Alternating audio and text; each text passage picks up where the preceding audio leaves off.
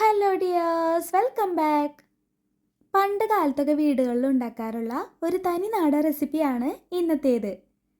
വറുത്ത് പൊടിച്ച മുതിരക്കറിയാണ് നമ്മളിന്ന് ഉണ്ടാക്കുന്നത്. അതിനു മുന്നേ ആദ്യമായിട്ടാണ് നിങ്ങൾ എൻ്റെ വീഡിയോ കാണുന്നതെങ്കിൽ ഒന്ന് സബ്സ്ക്രൈബ് ചെയ്ത് സപ്പോർട്ട് ചെയ്തേക്കണേ. ഈ മുതിരക്കറി ഉണ്ടാക്കുന്നതിനായിട്ട് 1.5 കപ്പ് മുതിരയാണ് ഞാൻ എടുത്തിരിക്കുന്നത്. അതായത് ഒരു 150 ഗ്രാം ഉണ്ട്. ഇനി ഇതൊന്ന് വറുത്തെടുക്കണം. അതിനായി ഇത് നല്ലപോലെ ഒന്ന് കഴുകി ക്ലീൻ ചെയ്തെടുത്ത ശേഷം ഒരു പാനിലേക്ക് ഇട്ട് കൊടുക്കാം. ഈ ഒരു മീഡിയം ഫ്ലെയിമിൽ വെച്ച് ഇളക്കി കൊടുത്ത് വറുത്തെടുക്കണം. ഈ മുതിരയ്ക്ക് ഒരുപാട് ഔഷധ ഗുണങ്ങളുണ്ട്. ബ്ലഡ് ഷുഗർ ലെവൽ കൺട്രോൾ ചെയ്യാനും ലിവറിൻ്റെ ആരോഗ്യത്തിനും അതുപോലെ മെൻസ്ട്രൽ പ്രോബ്ലംസ് ഒക്കെ കുറയ്ക്കാനും ഈ മുതിര കഴിക്കുന്നത് നല്ലതാണ്. മുതിരയുടെ കളറൊക്കെ ചേഞ്ചായി ഇതുപോലൊരു ബ്രൗൺ കളറായി പൊട്ടി വന്ന് തുടങ്ങുമ്പോൾ നമുക്കിനി ഫ്ലെയിം ഓഫ് ആക്കാം. ഇനി ഇതൊരു പ്ലേറ്റിലേക്ക് മാറ്റി വയ്ക്കാം.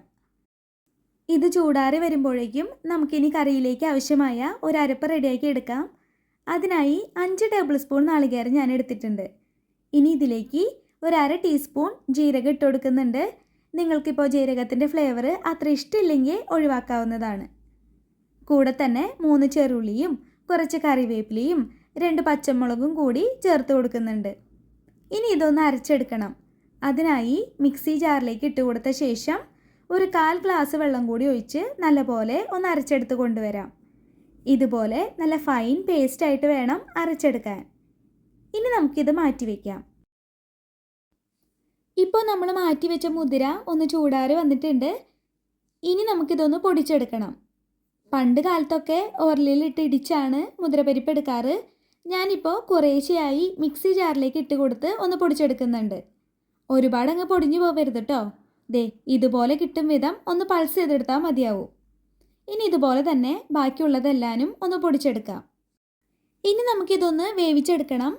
അതിനായി ഈ പൊടിച്ചെടുത്ത മുതിര കുക്കറിലേക്ക് ഇട്ട് കൊടുത്ത ശേഷം 1/2 ടീസ്പൂൺ ഉപ്പ്, 1/4 ടീസ്പൂൺ മഞ്ഞൾപ്പൊടി, 1 ടീസ്പൂൺ മുളക് പൊടി ഇത്ര ഇട്ട് കൊടുത്ത ശേഷം 3 കപ്പ് വെള്ളം ഒഴിച്ചു കൊടുത്ത് വേവിക്കാൻ വയ്ക്കാം.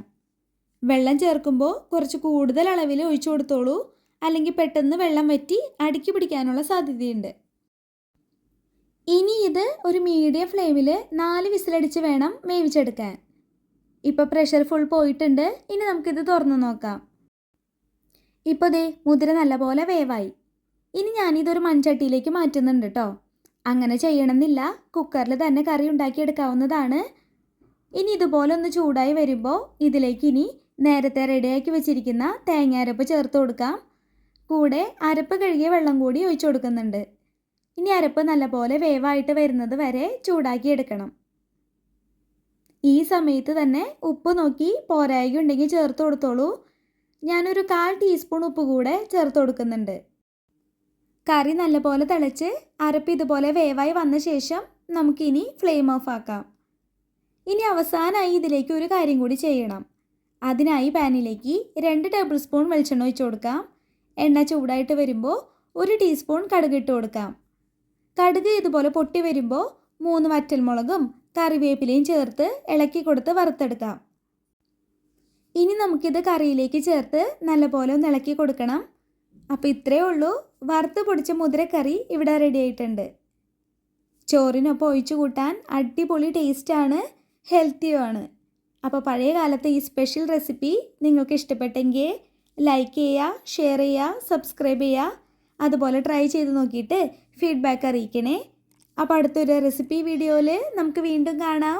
അതുവരേക്കും ബൈ ബൈ. Thank you.